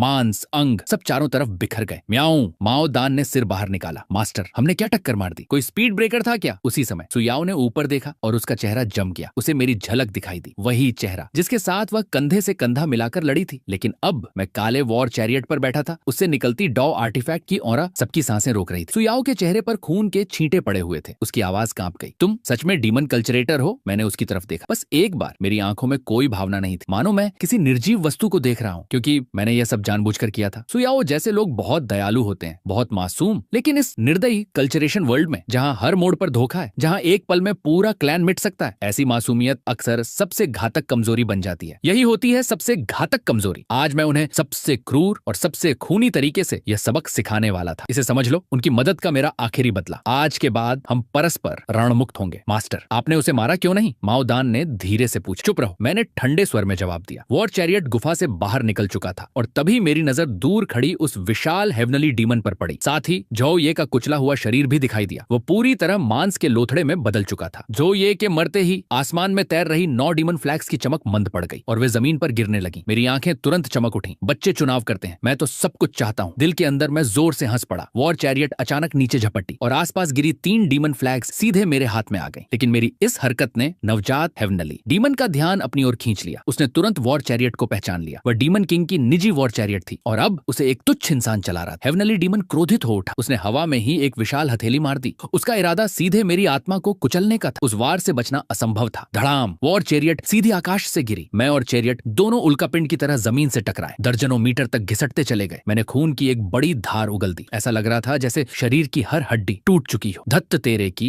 खजाने का लालच सच में जान ले सकता है। मैं दर्द से कराह उठा, लेकिन मेरे हाथ अब भी कसकर बंद। घास के बीच वे 3 डीमन फ्लैग्स मजबूती से पकड़ी हुई थी। उधर हेवनली डीमन खंडहरों के ऊपर खड़ा हो गया। उसने दोनों हाथ फैलाए और आसमान की ओर दहाड़ मारी। मारो, सभी को मार डालो। उसकी गर्जना चारों दिशाओं में फैल गई। सुयाओ और बाकी लोग हवा में उछलकर जमीन पर गिर पड़े। हर चेहरे पर निराशा थी। लेकिन तभी आकाश से एक चकाचौंध कर देने वाली सफेद रोशनी उतरी। पूरा संसार दिन जैसा उजला हो गया। जब प्रकाश छौंटा तो सबने एक सफेद आकृति देखी। वह प्रकाश से बनी एक विशाल परछाई थी। उसके हाथ में एक प्राचीन तलवार थी और उसके पीछे आकाश को छूती हुई एक विशाल सोर्ड शैडो खड़ी थी। तलवार पर सूर्य अंकित था, चंद्रमा अंकित था, तारे अंकित थे, पर्वत और नदियां अंकित थीं। अगले ही पल तलवार निकल गई और पूरा आकाश रंग बदल बैठा। एक बार, सिर्फ एक बार तलवार नीचे गिरी। पहली बार हेवनली डीमन की आंखों में भय दिखाई दिया। उसने हाथ उठाकर रोकने की कोशिश की, लेकिन तलवार उससे कहीं अधिक शक्तिशाली थी। छन्न, उसकी बांह कटकर अलग हो गई। अगले ही पल उसका पूरा शरीर बीच से दो हिस्सों में बट गया और फिर असंख्य सोडची ने उसे चूर्ण बना दिया। एक ही तलवार और वह अजेय हेवनली डीमन पूरी तरह मिट गया। आत्मा तक नष्ट हो गई। चारों तरफ सन्नाटा छा गया। हर कोई स्तब्ध था। मैं भी जमीन पर पड़ा उस आकृति को देख रहा था और अचानक मुझे हान रुई की बात याद आ गई। ताई यी सेक्चुतियांशी, ये उसका असली शरीर नहीं है। मैंने तुरंत पहचान लिया, ये उसकी डिवाइन सेंस का अवतार है। मैं पिछले जन्म में डिवाइन सेंस रेल्म तक पहुंच चुका था, इसीलिए इस शक्ति का स्वरूप पहचान गया और उसी क्षण मेरे दिल में तूफान उठ खड़ा हुआ। सफेद आकृति ने तलवार समेट ली, फिर वह प्रकाश कणों में टूटकर गायब हो गई। दूर से एक सफेद वस्त्रधारी युवक धीरे धीरे चलता हुआ आया। उसकी पीठ पर प्राचीन तलवार बंधी थी। वह था चूतियंशी। वह युद्ध भूमि के बीच पहुंचा। उसने हेवनली डीमन की राख देखी, फिर पलटी हुई वॉर चैरियट देखी और अंत में मुझ पर नजर डाली। कुछ पल के लिए हमारी आंखें मिली, फिर वह मुस्कुराया। तुम्हारी चैरियट अच्छी है, बस इतना कहकर वह मुड़ गया और शांत भाव से चला गया। उसे डाओ आर्टिफैक्ट में कोई रुचि नहीं थी, उसे डीमन फ्लैग्स में भी कोई रुचि नहीं थी। मेरे दिल से भारी बोझ उतर गया। मैं उसकी सोच समझ सकता था। यह सच्चे प्रतिभाशाली लोगों का घमंड था। मैं किसी तरह वॉर चैरियट पर चढ़ गया और बची हुई आखिरी स्पिरिचुअल पावर सक्रिय। मास्टर, अभी 6 फ्लैग्स और बाकी हैं, माओ डान ने याद दिलाया। मैंने सिर हिला दिया। लालच की भी सीमा होती है, जहां रुकना चाहिए वहीं रुकना समझदारी है। अगले ही पल वॉर चैरियट प्रकाश की रेखा बन गई और सबकी जटिल निगाहों के बीच आकाश में गायब हो गई। कई घंटों तक लगातार उड़ने के बाद जब यकीन हो गया कि आसपास कोई नहीं है, तब जाकर मैं चैरियट पर ढेर हो गया। पूरा शरीर घायल था। स्पिरिचुअल पावर की एक बूंद भी नहीं बची थी, लेकिन चेहरे पर मुस्कान थी। वॉर चैरियट मिल गई, डीमन फ्लैग्स मिल गई, हेवनली डीमन और भी मिल गया। यह यात्रा पूरी तरह सफल रही। अब मुझे सिर्फ इन खजानों को बचाना था, फिर मैं आराम से नेदरवर्ल्ड सेक्ट लौट सकता था। 3 साल की ट्रायल आखिर खत्म हो चुकी थी। उस ट्रेजर हंट के 1.5 साल बाद मैं एक सुनसान गुफा में छिपकर घाव भर रहा था। हेवनली डीमन का वह वार मुझे लगभग खत्म कर चुका। यह शरीर का घाव नहीं था, बल्कि आत्मा का घाव। अगर 4 शब्दों में कहूं तो मैं लगभग सोल डिस्ट्रक्शन का शिकार हो गया। 6 महीने तक मैं बुरी तरह कमजोर रहा और 1 साल से ज्यादा समय लगा पूरी तरह ठीक होने में। अगर मेरे 8 जन्मों का अनुभव और असाधारण मेंटल स्ट्रेंथ न होती तो शायद मैं उसी दिन मर गया होता, लेकिन यह जोखिम सफल रहा। मेरी cultivation, spirit awakening 2nd layer से बढ़कर 3rd लेयर पीक तक पहुंच गई और अब मैं 4th layer divine sense realm की ओर बढ़ रहा था। Great heavenly demon Kings war chariot भी मेरे पास अपने चरम समय में ये डाओ आर्टिफैक्ट के स्तर की थी। भले ही उसका आर्टिफैक्ट स्पिरिट नष्ट हो चुका था और अधिकांश डाओ रून्स टूट चुके थे, लेकिन उसकी सामग्री असली थी। 9 हेवन ब्लैक आयरन और एबिस डीमन क्रिस्टल। अगर मैं उसके भीतर छिप जाऊं तो अधिकांश फिजिकल अटैक्स बेअसर हो जाते हैं और अगर उसे पूरी रफ्तार से चला दूं तो टॉप ग्रेड आर्टिफैक्ट से सुरक्षित कल्चरवेटर भी मांस के लोथड़े में बदल जाएगा, जैसे यांग यीयुन, जैसे फेंग श्याओ। एक ही अफसोस था, ग्रेड 3 टैलेंट्स डीमन फ्लैग पूरी नहीं मिली। मैं सब कुछ चाहता था, लेकिन हेवनली डीमन के वार के बाद मेरे पास बाकी फ्लैग्स खोजने की ताकत नहीं बची थी। सौभाग्य से शुरुआत में ही मैंने 3 फ्लैग्स हासिल कर ली थी, एसेंस फ्लैग, ची फ्लैग, स्पिरिट फ्लैग। ये तीनों मिलकर स्मॉल 3 टैलेंट्स डीमन फॉर्मेशन बना सकती थी। इसकी शक्ति इतनी थी कि लो ग्रेड स्पिरिचुअल आर्टिफैक्ट का मुकाबला कर सके। बाकी 6 फ्लैग्स शायद दूसरे लोगों के हाथ लग चुकी थी। Netherworld sect fallen soul mountain range की गहराइयों में स्थित 7 विशाल पर्वत सीधे आकाश तक उठे हुए थे। साल भर काले बादल उन्हें ढके रहते थे। सेक्ट गेट के सामने 100 मीटर ऊंची 2 पत्थर की मूर्तियां खड़ी थीं। प्रोटेक्टिव फॉर्मेशन हमेशा सक्रिय रहती थी। काली स्पिरिचुअल लाइट आसमान में बहती रहती थी और लगातार गहरी गड़गड़ाहट सुनाई देती रहती थी। पहाड़ के नीचे आउटर डिसाइपल्स रहते थे। गुफाएं मधुमक्खी के छत्तों की तरह पहाड़ में जड़ी हुई थीं। आधे पहाड़ पर इनर सेक्ट के महल और भवन बने हुए थे। ऊपर की ओर 7 मुख्य पर्वतों का क्षेत्र था। मैंने भीड़ भाड़ वाले रास्ते को छोड़ दिया और सीधे मिशन हॉल पहुंच गया। हेवनली डीमन ओर जमा करने, ओर की जांच करने वाला एल्डर जैसे ही उसने मेरा ओरे देखा, उसका हाथ कांप गया। ये तीनों तुम अकेले लाए हो? हाँ। उसने मुझे एक नजर देखा, फिर चुपचाप दर्ज कर लिया। ब्लड फाइंड पीक मास्टर ने अपना वादा निभाया। जो 3 लोग ओरे वापस लाए थे उन्हें सीधे पर्सनल डिसिप्लिन बना लिया गया। उनमें मैं भी शामिल था। पूरा 7 पीक्स क्षेत्र यह देखने आया था। मेन हॉल लोगों से खचाखच भरा हुआ था। ब्लड फाइंड पीक मास्टर ऊंचे आसन पर बैठा था। उसका चेहरा ठंडा था, उसकी आंखें बिजली जैसी तेज थीं। उसके सामने हम 3 लोग घुटनों पर बैठे थे, मैं, हान चिंग और जो वूजी। मैंने पहले ही कहा था, जो हेवनली डीमन और वापस लाएगा उसे पर्सनल डिसिप्लिन बनाया जाएगा। उसने हाथ उठा दिया। अगले ही पल 3 डिवाइन सेंस इम्प्रिंट्स उड़कर हमारी भौहों में समा गईं। मेरे दिमाग में विस्फोट जैसा हुआ। फिर मेरे सामने एक समुद्र प्रकट हुआ, एक सुनहरा समुद्र, असीम, अंतहीन, उफनती लहरों से भरा हुआ। समुद्र के ऊपर अनगिनत सोडछी उड़ रही थी। हर सोडछी भयावह थी, मानो हर चीज को काट सकती हो। मैं अचानक आंखें खोल बैठा। पूरा शरीर पसीने से भीगा हुआ था। मेरे बगल में हान चिंग और झो वूजी भी कांप रहे थे। उनके पैर तक थरथरा रहे थे। ब्लड फाइंड पीक मास्टर ने उन्हें देखा और शांत स्वर में बोला, इस डिवाइन एबिलिटी को सीखने में मुझे 100 साल लगे थे। तुम लोग इसमें कितना समझ पाते हो ये तुम्हारी प्रतिभा पर निर्भर है। आज से तुम तीनों मेरे पर्सनल डिसाइपल्स हो और हर महीने मैं तुम्हें एक बार व्यक्तिगत शिक्षा दूंगा। मैं मेन हॉल से बाहर निकला। था, लेकिन मेरा दिमाग अब भी गूंज रहा था। Divine sense sea transformation sword spirit technique, ये ब्लड फील्ड पीक मास्टर की सबसे शक्तिशाली डिवाइन एबिलिटी थी। और यह कोई साधारण ग्रेट डिवाइन एबिलिटी नहीं थी, ये ऐसी टेक्निक थी जो डिवाइन सेंस को प्रशिक्षित करती थी और प्रिमोर्डियल स्पिरिट को जन्म देती थी। ऐसी सोल कल्टीवेशन टेक्निक साधारण ग्रेट डिवाइन एबिलिटीज से कहीं अधिक मूल्यवान होती हैं। कुछ तो टॉप टियर डिवाइन एबिलिटीज के बराबर भी होती हैं। पिछले जन्म में मैंने बहुत लंबा जीवन जिया था, लेकिन ऐसी टेक्निक कभी नहीं देखी थी। मेरे पास 8 जन्मों की सोल फाउंडेशन थी। मेरी डिवाइन सेंस सामान्य कल्टीवेटर्स से कई गुना अधिक शक्तिशाली थी, लेकिन समस्या यह थी कि मुझे उसका उपयोग करना ही नहीं आता था। मैं उसे सिर्फ रेडार की तरह इस्तेमाल करता था, या फिर ऊपर से सब कुछ देखने वाली दृष्टि की तरह, जैसे कोई गॉड व्यू हो। खजाना तो था, लेकिन उसे खोलने की चाबी नहीं थी। अब आखिरकार मुझे सही गुरु मिल गया। अगले कुछ महीनों तक मैं हर लेक्चर में सबसे आगे बैठता था। ब्लड फील्ड पीक मास्टर दिखने में कठोर था, लेकिन शिक्षा देते समय वह कुछ भी नहीं छिपाता था। डिवाइन सेंस क्या है, उसे कैसे इस्तेमाल किया जाता है और डिवाइन एबिलिटीज में उसे कैसे शामिल किया जाता है, वह हर चीज विस्तार से समझाता था। जितना सुनता गया उतना महसूस हुआ। पिछले जन्म में मैं व्यर्थ जीता रहा, अब जाकर समझ आया डिवाइन सेंस भी एक शक्ति है, ठीक मैजिक पावर की तरह। मैजिक पावर डिवाइन एबिलिटीज चला सकती है, वैसे ही डिवाइन सेंस भी चला सकती है, लेकिन उसके लिए पहले प्राइमोर्डियल स्पिरिट बनाना पड़ता है। प्राइमोर्डियल स्पिरिट डिवाइन सेंस का वास्तविक स्वरूप होता है। जैसे डैंटियन मैजिक पावर का घर होता है, वैसे ही प्राइमोर्डियल स्पिरिट डिवाइन सेंस का घर होता है। ब्लड फील्ड पीक मास्टर ने कहा, कई महान विशेषज्ञों की नजर में डिवाइन सेंस रेल्म का असली नाम प्राइमोर्डियल स्पिरिट रेल्म है, लेकिन अधिकतर कल्टीवेटर्स मरते दम तक यह सच्चाई नहीं जान पाते। कुएं का मेंढक समुद्र को नहीं समझ सकता। मैंने यह बात पूरी तरह मान ली। उस दिन के बाद मैंने दिन रात साधना शुरू कर दी। Divine sense sea transformation sword spirit technique, इस टेक्निक का उद्देश्य था डिवाइन सेंस को महासागर में बदलना और उस महासागर से एक सोर्ड स्पिरिट को जन्म देना। वही सोर्ड स्पिरिट भविष्य का नेटल प्रिमोर्डियल स्पिरिट बनती। वह हजारों मील दूर बैठे दुश्मन को भी मार सकती थी। फोर्थ रियलम तक पहुंचने से पहले हर दिन ध्यान में अपने मन के भीतर एक महासागर की कल्पना करनी पड़ती थी। जब मैं ये टेक्निक साध रहा था तो मुझे अचानक एक और टेक्निक याद आई, great heavenly demon visualisation art. दोनों को साथ रखकर देखा तो पाया दोनों में आश्चर्यजनक समानता थी। Great heavenly demon visualisation art एक ग्रेट हेवनली डीमन किंग का निर्माण करती थी। जब वह पूर्ण हो जाता तो वही नेटल प्रिमोर्डियल स्पिरिट बन जाता। वह हमला भी कर सकता था और रक्षा भी, यहाँ तक कि अगर शरीर नष्ट हो जाए तो उसी के सहारे पुनर्जन्म भी लिया जा सकता था। मतलब दूसरी जिंदगी। एक तरफ सोर्ड स्पिरिट प्राइमोर्डियल स्पिरिट, दूसरी तरफ हेवनली डीमन प्राइमोर्डियल स्पिरिट। मैं कई दिनों तक सोचता रहा, फिर आखिर फैसला कर लिया, दोनों साधूंगा। इस जन्म में मेरी टैलेंट और कॉम्प्रिहेंशन कम नहीं थी, क्यों ना कोशिश करूं। माओ दान पास बैठा मुझे देख रहा था। वह धीरे से बड़बड़ाया, मास्टर आप एक साथ 2 प्रिमोर्डियल स्पिरिट टेक्निक साध रहे हैं, आपको ची डिविजन का डर नहीं लगता? चुप रहो। मैंने आंखें बंद कर ली। 1 साल बीत गया। हर रात जब मैं ध्यान में बैठता तो अपने माइंड सी को साफ देख पाता। वहां एक सुनहरा महासागर था, असीम, अनंत, उफनती लहरों से भरा हुआ। उस महासागर के ऊपर एक विशाल ग्रेट हेवनली डीमन खड़ा था। उसका शरीर आकाश छू रहा था। उसके पैरों के नीचे समुद्र था। पीठ पर विशाल पंख फैले हुए थे और वे धीरे धीरे हिल रहे थे। दोनों टेक्निक्स साथ साथ बढ़ रही थी और आश्चर्यजनक रूप से एक दूसरे से टकरा भी नहीं रही थी। मुझे नहीं पता था कि कौन सी अधिक शक्तिशाली होगी, लेकिन मैं एक बात जरूर जानता था, बड़े लोग चुनाव नहीं करते, वे सब कुछ लेते हैं। ट्रायल रैंकिंग घोषित होने का दिन आ गया और पूरा नेदरवर्ल्ड सेक्ट हिल गया। 6000 नए शिष्य हेवनली डीमन वैली में भेजे गए थे, लेकिन वापस लौटे सिर्फ 1900। टॉप 100 को इनर सेक्ट में प्रवेश मिलता और टॉप 10 ट्रू डिसिपल्स बनते। ट्रू डिसिपल्स नेदरवर्ल्ड सेक्ट का असली भविष्य। उनकी स्थिति एल्डर्स के बराबर होती थी। पूरे सेक्ट के संसाधन उन पर खर्च किए जाते थे। हालांकि मैं पहले से ब्लड फील्ड पीक मास्टर का पर्सनल डिसाइपल था, लेकिन मेरी नजर अब भी टॉप 10 पर थी, क्योंकि मुझे सिर्फ इनर सेक्ट नहीं चाहिए था, मुझे ट्रू डिसिप्लिन सीट चाहिए थी। वही स्थान जहां से भविष्य के सेक्ट मास्टर्स निकलते थे। भीड़ रैंकिंग स्टोन के सामने जमा थी। पहला स्थान चेन युआन, उसने half step 4th realm heavenly demon का वध किया था और हेवनली डेमन मैरो हासिल की थी। उसकी उपलब्धि चौंका देने वाली थी। दूसरा स्थान सन वोया, उसे top tier incomplete divine ability मिली थी और उसकी फिजिकल बॉडी बेहद भयानक थी। तीसरा स्थान जाओ लिंग्युन, मैं he killed heavenly demon, he obtained the demon Kings war chariot और राइचस पाथ को मूर्खों की तरह नचाया। उसकी चालाकी बेहद खतरनाक है। लोग लगातार चर्चा कर रहे थे, अजीब है, इसने सिर्फ एक हेवनली डीमन मारा, फिर भी तीसरा स्थान कैसे मिला? दूसरा व्यक्ति हंस पड़ा, तुम कुछ नहीं समझते। डेमनिक पार्ट सिर्फ शक्ति नहीं देखता, वह परिणाम और तरीकों को भी देखता है। इस स्तर की चालाकी उच्च स्तर के एल्डर्स को प्रभावित करने के लिए काफी है। मैंने सूची को देखा और हल्की मुस्कान दी। तीसरा स्थान काफी था, लेकिन मैं जानता था ट्रू डिसाइपल बनने की न्यूनतम शर्त spirit awakening 4th layer divine sense realm, और मैं अभी भी उससे एक कदम दूर था। इसीलिए मैं टैलेंट टेस्टिंग हॉल की ओर चल पड़ा। हॉल के बीचों बीच 3 जंग ऊंचा एक काला स्टोन मॉन्यूमेंट खड़ा था। सबसे पहले चेन युआन आगे बढ़ा। उसने दोनों हथेलियां मॉन्यूमेंट पर रख दी। उसकी मैजिक पावर समुद्र की तरह उमड़ पड़ी। अगले ही पल मॉन्यूमेंट चमक उठा और एक संख्या उभरी, 2030। पूरा हॉल शांत हो गया। फिर अचानक शोर फूट पड़ा, 2030 horse power. Spirit awakening 3rd layer की सीमा तो 2000 है। उसने एक्सट्रीम लिमिट तोड़ दी। क्वीन युआन शांत भाव से नीचे उतर आया। उसकी नजर भीड़ पर घूमी। उसकी आंखों में श्रेष्ठता साफ दिखाई दे रही थी। फिर मेरी बारी आई। मैंने डेंटियन की सारी मैजिक पावर बाहर निकाली और मॉन्यूमेंट में प्रवाहित कर दी। कुछ क्षण बाद संख्या उभरी 1305। रिकॉर्ड रखने वाला शिष्य जोर से बोला, 1305 हॉर्स पावर, औसत से ऊपर। क्वीन युआन की आंखों में निराशा झलक गई। उसके लिए मैजिक पावर ही सब कुछ और मैं उसके लायक प्रतिद्वंद्वी नहीं था। मैंने उसकी परवाह नहीं की क्योंकि मैं जानता था कुछ मॉन्स्टर टैलेंट वाले लोग थर्ड लेयर में ही 10,000 हॉर्स पावर तक पहुंच जाते हैं। जैसे वर्तमान ट्रू डिसाइपल नंबर 1 ल्यू गुई, उसने अपने समय में 23,000 हॉर्स पावर दर्ज कराई थी। मेरी 1305 पावर वास्तव में साधारण थी। इसी वजह से मेरी ओवरऑल रैंकिंग गिरकर 31 पर पहुंच गई। लेकिन मैं अभी हॉल से बाहर निकला भी नहीं था कि अचानक एक ठंडी किलिंग इंटेंट मेरी गर्दन पर आ टिकी। मैं तुरंत सिहर उठा। टेस्टिंग हॉल के मुख्य आसन पर एक ग्रे रोब्ड एल्डर खड़ा था। उसकी आंखें सूखे कुएं जैसी गहरी थीं। Ghost shadow peak master, spirit platform realm का महान कल्टीवेटर। मेरे पूरे शरीर से ठंडा पसीना बह निकला। एंशिएंट बैटलफील्ड में मैंने उसके पर्सनल डिसाइपल हान रुई का डीमन और छीना था और जो ये की 3 डीमन फ्लैग्स भी उठा ली थी। ये बूढ़ा स्पष्ट रूप से मुझे पहचानने आया था। Spirit platform realm expert. अगर वह चाहे तो मुझे चींटी की तरह कुचल सकता था, लेकिन गोस्ट शैडो पीक मास्टर ने सिर्फ एक बार मुझे देखा, फिर मुड़ गया और चला गया। माओ दान ने सिर बाहर निकाला। मास्टर, वह चला गया, लेकिन आपके पैर कांप रहे हैं। चुप रहो। मैंने दांत भींच लिए। मैं अच्छी तरह जानता था वह मुझे नहीं छोड़ रहा था। वह सिर्फ सार्वजनिक जगह पर हाथ नहीं उठाना चाहता था। मैं बिना रुके ब्लड फाइंड पीक की ओर भागा और सीधे अपने मास्टर के सामने जा घुटनों के बल बैठ गया। ब्लड फाइंड पीक मास्टर ने पूरी बात सुनी, फिर ठंडी हंसी हंसा। अब समझे सेक्ट के नियम, स्ट्रॉन्ग ईट द वीक। तुमने हान रुई को लूटा तो इसका मतलब हान रुई बेकार था। गोस्ट शैडो पीक मास्टर किसी कचरे के लिए तुम्हें नहीं मारेगा। उसे अपने चेहरे की चिंता है। 3 टैलेंट्स, डीमन फ्लैग्स उसकी प्रसिद्ध मैजिक ट्रेजर है। तुमने उसके फ्लैग्स छीने, मतलब तुमने उसे थप्पड़ मारा है? मैंने सिर झुकाकर पूछा। तो मुझे क्या करना चाहिए? उसने शांत स्वर में कहा, या तो वह तुम्हें भूल जाए या फिर तुम ट्रू डिसिप्ल बन जाओ ताकि वह तुम्हें छूने की हिम्मत न करे। उस दिन के बाद मैंने खुद को पूरी तरह छिपा लिया। माओ दान के साथ मैं ब्लड फाइंड पीक की गहराइयों में चला गया। 1 साल नहीं, 2 साल नहीं, पूरे 10 साल, 10 वर्षों तक मैंने दुनिया की कोई खबर नहीं ली। दिन रात सिर्फ साधना की। Great heavenly demon visualisation art और डिवाइन सेंस सी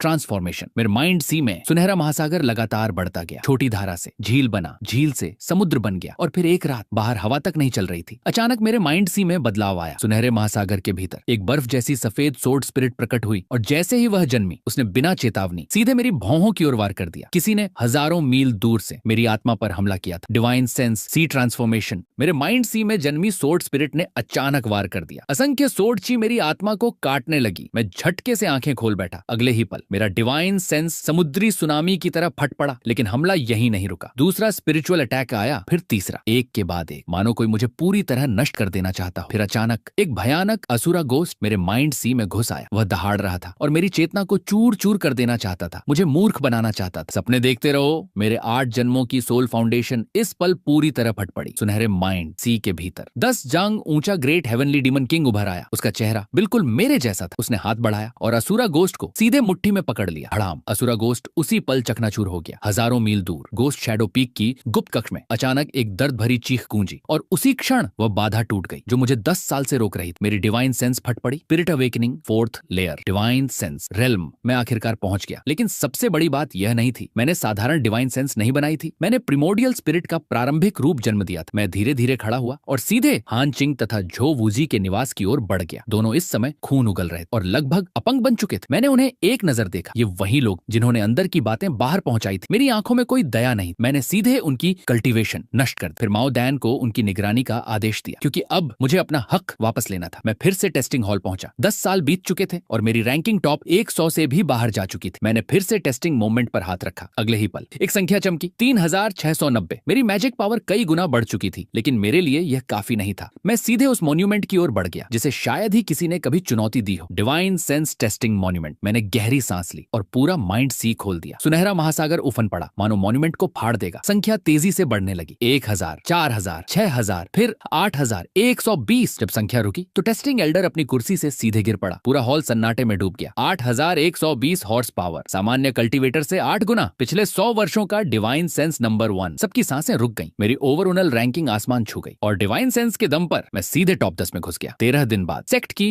आधिकारिक घोषणा हुई। नेदरवर्ल्ड सेक्ट का 111वां ट्रू डिसिप्लिन। मैं औपचारिक रूप से उस स्थान पर पहुंच गया। सेक्ट मास्टर ने मुझे निजी केव मेंशन प्रदान किया। एल्डर्स ने उसके चारों ओर फॉर्मेशन स्थापित की। 300 सर्वेंट्स मेरी सेवा में लगाए गए और स्पिरिचुअल स्प्रिंग्स उसे चारों तरफ से घेरे हुए थी। मैं अपने डाउ फील्ड के शिखर पर खड़ा था, लेकिन मेरे चेहरे पर खुशी नहीं थी क्योंकि एक समस्या अब भी बाकी थी। Ghost shadow peak master. मैंने ढेर सारे बहुमूल्य उपहार तैयार किए। फिर शुभ दिन चुनकर अकेले गोस्ट शैडो शैडो पीक की ओर निकल पड़ा। माओ डैन डर से कांप रहा था। मास्टर, आप खुद मौत के मुंह में जा रहे हैं। मैं मुस्कुरा दिया। तुम नहीं समझोगे, दुनिया सिर्फ लड़ाई और हत्या से नहीं चलती, ह्यूमन रिलेशंस भी कोई चीज होती है। गोस्ट शैडो पीक हॉल में हत्या की ऑरा हर तरफ फैली हुई थी। मैं सम्मान से घुटनों के बल बैठ गया। शिष्य ट्रू डिसाइपल बनने के बाद विशेष रूप से पीक मास्टर को धन्यवाद देने आया है। आपके मार्गदर्शन का अरणी हो। ये कुछ छोटे उपहार हैं, कृपया स्वीकार करें। मैंने जो गिफ्ट दिए थे उनमें सेक्ट मास्टर द्वारा दिए गए दुर्लभ पिल्स भी शामिल थे, और उससे भी महत्वपूर्ण, मैंने उसे एक सम्मानजनक बहाना दे दिया था। गोस्ट शैडो पीक मास्टर मुझे घूरता रहा, फिर अचानक हंस पड़ा। ब्लड फील्ड वाला बूढ़ा सच में एक मॉन्स्टर ले आया है। तुम मेरे उन 2 निकम्मे शिष्यों से कहीं ज्यादा समझदार हो। अगले ही पल उसने अपनी आस्तीन लहराई। 6 ब्लड कलर्ड डीमन फ्लैग्स हवा में उभर आई। वे सीधे मेरे सामने आकर रुक गईं। यही ग्रेड 3 टैलेंट्स डीमन फ्लैग के बाकी हिस्से थे। उसने ठंडी आवाज में कहा, अगर मैं न दूं तो तुम इन्हें छीन नहीं सकते, लेकिन अगर मैं दे दूं तो तुम्हें मना करने का अधिकार नहीं है। उसकी आवाज अब भी ठंडी थी, लेकिन उसमें हत्या का इरादा नहीं था। फ्लैग्स उठाओ और यहाँ से निकल जाओ। मैंने बिना झिझक डीमन फ्लैग्स उठा ली। अब 9 फ्लैग्स पूरी हो चुकी थी। ग्रेड 3 टैलेंट्स डीमन फ्लैग आखिरकार पूर्ण हो गई। जब मैं हॉल से बाहर निकला तो धूप आंखों में चुभ रही थी। माओ डान ने सिर बाहर निकाला। मास्टर, आपने सच में उस बूढ़े राक्षस को मना लिया। ऊपर से 6 फ्लैग्स भी मुफ्त में मिल गई। मैं हंस पड़ा। शायद किस्मत अच्छी थी, या फिर तुम सच में लकी कैट हो। चुप रहिए। माओ डान नाराज हो गया। केव मैंशन लौटने के बाद मुझे डीमन फ्लैग्स रिफाइनमेंट करने में सिर्फ कुछ दिन लगे। अब 9 फ्लैग्स पूरी तरह मेरे नियंत्रण में थी। माओ डान की आंखें चमक रही थी। मास्टर, वॉर चैरियट है, डेमन फ्लैग्स है, थंडर फायर पर्ल है। आपकी संपत्ति किसी पुराने ट्रू डिसिप्लिन से कम नहीं है। मैंने उसकी तरफ देखा। मैजिक ट्रेजर की कीमत संख्या से नहीं, गुणवत्ता से तय होती है। तो आपके ट्रेजर्स पर्याप्त अच्छे हैं। मैं चुप हो गया। थंडर फायर पर्ल अब भी सिर्फ टॉप ग्रेड आर्टिफैक्ट थी। स्पिरिट अवेकनिंग 3rd लेयर में वह अद्भुत थी, लेकिन अब मैं डिवाइन सेंस रियलम में पहुंच चुका था। उसकी उपयोगिता घटने लगी थी। वॉर चैरियट शक्तिशाली थी, लेकिन बेहद क्षतिग्रस्त। उसे सिर्फ भागने या लोगों को कुचलने में इस्तेमाल किया जा सकता था। 9 डीमन फ्लैग्स ही मेरी असली ट्रम्प कार्ड थी। काफी सोचने के बाद मेरी नजर फिर वॉर चैरियट पर गई। ये कभी डाउ आर्टिफैक्ट रही थी। अगर मैं इसका थोड़ा भी रेस्टोरेशन कर सका तो समान स्तर के कल्टीवेटर्स के सामने गर्दन टेढ़ी करके कह सकता था, तुम सब कूड़ा हो। अब मेरे पास डिवाइन सेंस थी, जिससे आर्टिफैक्ट रिफाइनिंग की न्यूनतम शर्त पूरी हो चुकी थी। उस दिन से मैं लाइब्रेरी में बस गया। ट्रू डिसिप्लिन के अधिकारों का भरपूर उपयोग किया। Artefact refining basics, artefact forging essentials, spiritual material encyclopaedia, मैंने जो मिला सब पढ़ डाला। माओ डान ऊब चुका था। वो बुक्स हेल्प पर लेटा जम्हाई ले रहा था। मास्टर, इतनी किताबें पढ़ ली, अब मास्टर क्राफ्ट्समैन बन गए क्या? मैं रहस्यमयी मुस्कान हंसा। सिद्धांत पूरा हो चुका है, अब सिर्फ प्रैक्टिकल बाकी है। लेकिन वास्तविकता बहुत निर्दयी थी। पहले दिन फर्नेस फट गया, दूसरे दिन फिर फट गया, तीसरे दिन पूरा फर्नेस ही उड़ गया। 5 साल गुजर गए और मैं लगातार विस्फोट करता रहा। आखिरकार मुझे सच्चाई माननी पड़ी। आर्टिफैक्ट रिफाइनिंग में मेरी टैलेंट लगभग शून्य थी। 5 साल की मेहनत के बाद मैं मुश्किल से कुछ लो ग्रेड आर्टिफैक्ट्स बना पाता था, जिन्हें सर्वेंट्स को टिप के रूप में दे देता था। कड़ी मेहनत का फल मिलता है, लेकिन मूर्खता का नहीं। मैंने तुरंत हार मान ली और स्ट्रैटेजी बदल दी। खुद बनाने की बजाय पैसा कमाओ और मास्टर रिफाइनर को भुगतान करो, ये ज्यादा समझदारी थी। उसके बाद मैं फिर से डिवाइन एबिलिटीज की साधना में डूब गया। समय उड़ता गया। 15 साल और गुजर गए। असीम संसाधनों की मदद से मेरी कल्टीवेशन लगातार बढ़ती रही। मैं divine sense realm mid stage तक पहुंच गया। माइंड सी पहले से 1/4 बड़ा हो चुका था और divine sense strength 8000 horse power से बढ़कर 10,000 हॉर्स पावर हो गई थी। दोनों प्रिमोर्डियल स्पिरिट टेक्निक्स भी आगे बढ़ चुकी थी। Divine sense sea transformation sword spirit अब पूरी शक्ति से चलाने पर मैं एक बार में 2500 इनविजिबल सोर्ड छोड़ सकता था और मेरी स्टैमिना इतनी बढ़ चुकी थी कि लगातार 4 वेव्स चला सकता था। मतलब 10,000 से अधिक इनविजिबल स्वॉर्ड